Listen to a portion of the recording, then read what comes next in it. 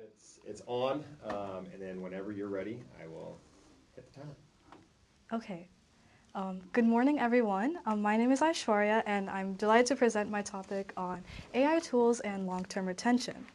So this interest in the topics kind of sparked a few months ago when I had a thought in APUSH. So at the time, we were learning about reform movements, and my teacher mentions a bunch of stuff, but the only thing that really clicks for me is women's suffrage, the women's suffrage movements.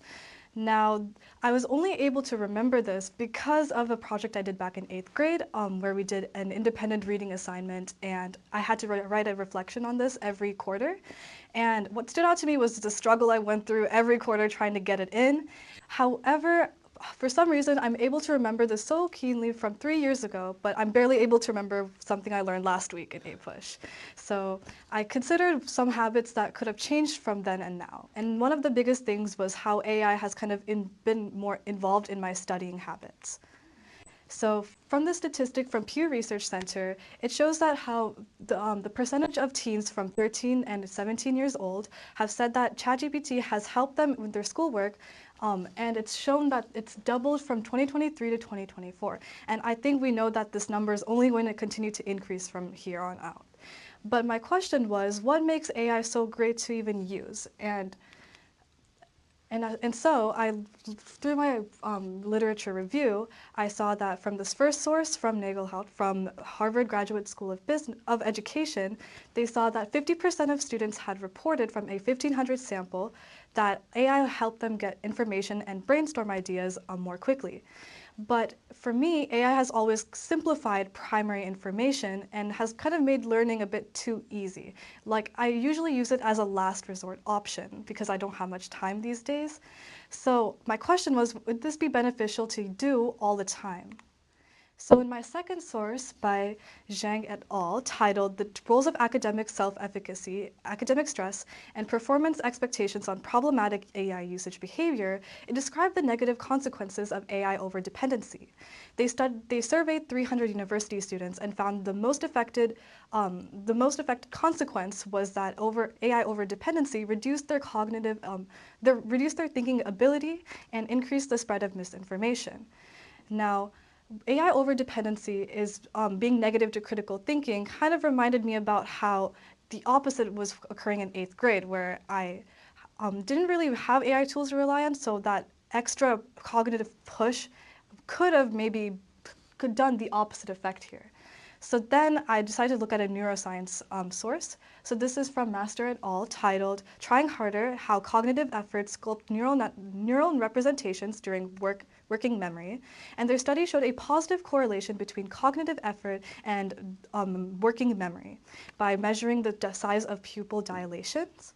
So connecting this back to my experience, I was able to kind of roughly point out how maybe AI could have impacted my retention over the past 3 years because of that reduced cognitive effort, but there hasn't really been a study that connects this clearly.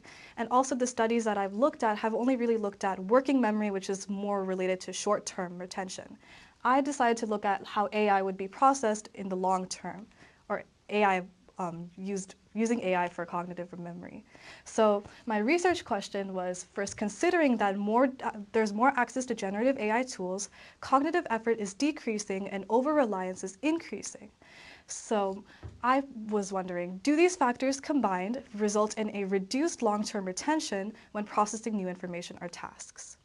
And my hypothesis was that adolescents who use AI tools to comprehend a chosen topic will perceive an improved and immediate understanding, but may have decreased long-term retention due to reduced cognitive effort during that initial learning. So my methodology, I structured it so that it would measure both qualitative and quantitative factors. So this first one is a survey which I spread around North Creek, and basically the students would self-report factors that they considered based on their studying habits, but also how AI could potentially has impacted their studying. And this was an anonymous study that took anonymous survey that took 3 to 5 minutes. And then from this bigger pool, I asked participants if they were interested in participating in a part 2, which would be an assessment consisting of a pre-test and a post-test to kind of measure how, after I give them articles to learn and try to memorize, how they would be able to remember that after a duration of time without having the original source or AI. So I went through several steps for this. So my first step was recruiting participants for my sample. So like I mentioned, I targeted North Creek High School students, and in order to spread around the survey, I had to gain leverage through my friends to kind of spread it around. And I also choose Google Forms for this because it would help me with my data analysis later. Next, it was about generating questions. Now, while generating questions, I targeted 3 main buckets. I targeted over-reliance, so asking them how often do they use AI tools for studying. And then I looked at cognitive effort, so what were their current studying habits and how were they effective. And then finally, long-term retention, their personal perceptions on whether or not AI has helped them remember information better. Next was gaining volunteers. So after I had done my initial sample, I had to gain volunteers for my actual live assessment. So after collecting the survey responses, I had to contact participants via email, and then after doing so, they would need to fill out a consent form to authorize their participation. And then step 4 was scheduling the assessments. So I had to use Google Sheets for this, which I know is a bit unconventional, but I wanted it to be seamless so that a participant could sign up for, do one action to sign up for 2 times for both assessments. Oh, and also I decided to do online online assessments because first of all, using AI in the school grounds would be blocked by the Wi-Fi. And also it would be more convenient and kind of align with studying habits and like that time zone. And then for step 5, it was about finding articles. So I chose 2 articles, and I kind of wanted it to be representative of both nonfiction and fiction type articles to see how it would affect that overall. So for my fiction article, I decided to use the ACT, a passage from their fiction one. And then for my second one, I decided to target a abstract from a research article that I assumed people didn't really have background knowledge on. So combining those, I had formatted it into a Google Doc packet that they could use for the assessment. Finally, it was time to call participants, which I did so via Zoom. And the pre-test took around 45 to 65 minutes because I told them that they could spend as long as they want to kind of mimic studying, study. And then also, in order to control my variables, I made sure that participants had their video on and shared their screen, so I could monitor how exactly they were using ChatGPT, and I made sure to save the recordings so that I could view later when I was doing analysis. And also those using AI were using it on a guest account.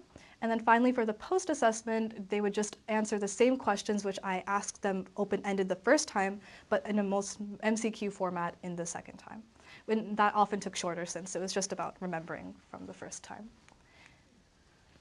Finally, it was about organizing my results. So everything, all the forms, I put them on Google Forms once again.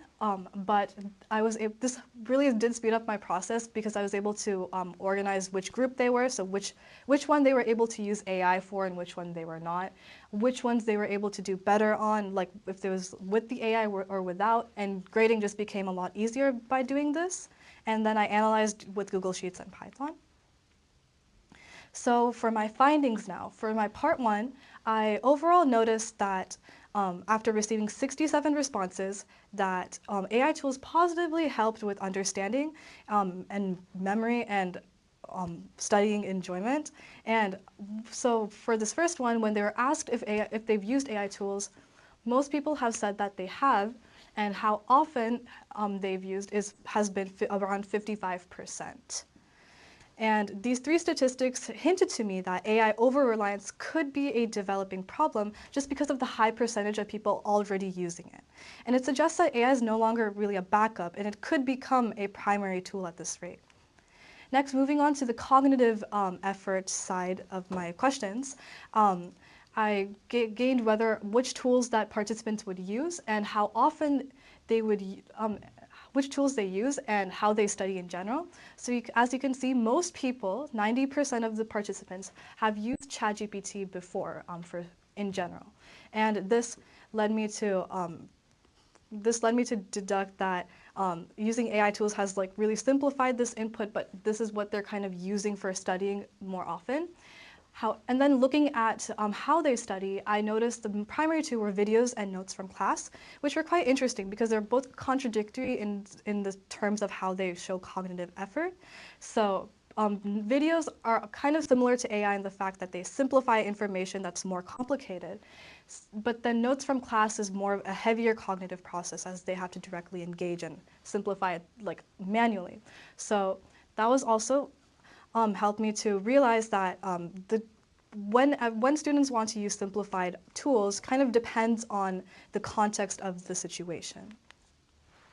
And then finally, looking at enjoyment, most students showed a neutral understanding of this. However, this also reinforces my hypothesis that AI tools do help with like intermediate understanding because they said that it helps them, they feel kind of neutral about it, but it's like more unknown. So it kind of reinforces the gap that I had.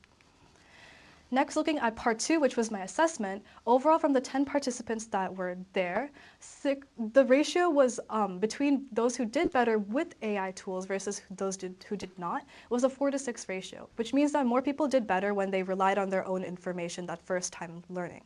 So, however, this isn't really statistically significant as the gap is really small here. So it kind of led me to deduct that there's the impact between AI and no AI was minimal, but the results could vary if I explored maybe the differences between the two articles, between fiction and nonfiction. So here's a graph that shows how AI versus no AI scores differed for fiction and nonfiction. As you can see, fiction didn't really have a difference here between the scores. However, for nonfiction, scores were generally higher, but those who used AI performed slightly higher. And even though that number was just 1 here, it allowed me to kind of explore this other gap that I hadn't considered before as to how AI tools could have a different impact based on what the cognitive process behind that thinking was. And after talking to students after they'd taken the test, a lot of them had expressed that this nonfiction article was definitely much more heavier in content, and using the AI really helped them break it down easier. And one student said that because they had different cognitive processes, the nonfiction one was able to break down the complicated like conceptual info into much more understandable information. But for fiction, it doesn't really help them memorize events or situational or sequential stuff like that. So in conclusion, I kind of saw that AI tools were becoming more dependent on with more people using them for studying. And although test scores had showed minimal differences overall, one second. So overall, test scores did show a minimal difference between the two, but because nonfiction had a slightly higher score, it kind of opened this gap for future research as to whether or not AI tools could impact differently for different subjects. And also it led to a new understanding that cognitive effort may be dependent on how you utilize AI. Rather than asking for immediate answers, it's more about maybe that questioning process that builds AI, which builds long-term retention, which is maybe what the people who had AI for the nonfiction article experienced. So in conclusion, so from my old hypothesis, I thought that AI would show that long-term retention would like decrease from that reduced cognitive effort. However, after doing my research, I realized that's not that clear, and there's some more nuances to it, and it really depends on that cognitive process behind it.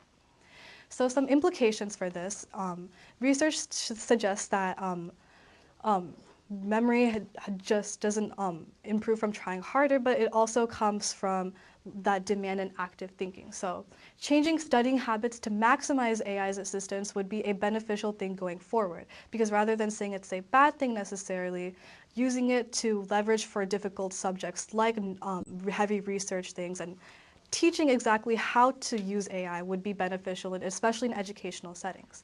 And then also just redefining it for conceptual subjects, like I mentioned before.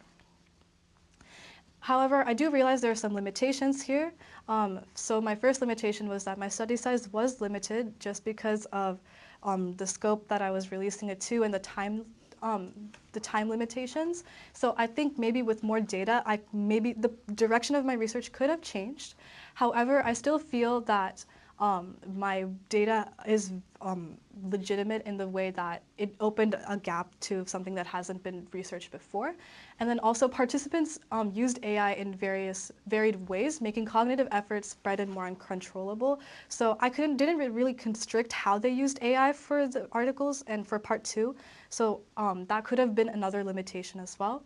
And then also just individual differences. They might have had more knowledge going into the articles previously, which I might not have known before. So despite all of that, I hope that these still provide valuable insight into how intentional effort for AI kind of intersects with memory retention in the long term. And here are my references, and thank you for your time. So Aishwarya, how did your review of the methods used by scholars in the field inform your selection of a research or method process that is aligned with your research question? So originally when I was going over the articles from Zhang and Master about like their processes on how they kind of came to their conclusions, a lot of them used like large-scale surveys or they've kind of followed a more of a like survey kind of form and along with an assessment.